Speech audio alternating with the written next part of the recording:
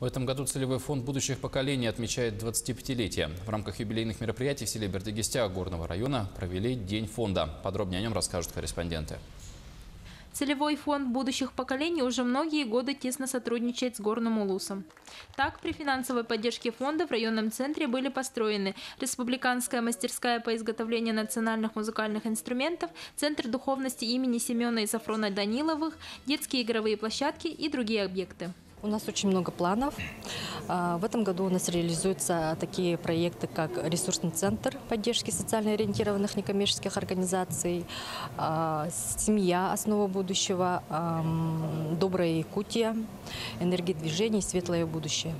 Многодетная семья Прокопьевых в этот радостный день получила ценный подарок – ноутбук в полной комплектации в рамках акции «Добрая Якутия». Айна и Владимир воспитывают 5 детей. Семья придерживается активной гражданской позиции. Все дети успешно участвуют в районных и республиканских конкурсах и олимпиадах. Мы будем их воспитывать, приучить новой технологии, да, и рефераты будут готовить, и проекты будут готовить. Думаем, мы очень рады и благодарны.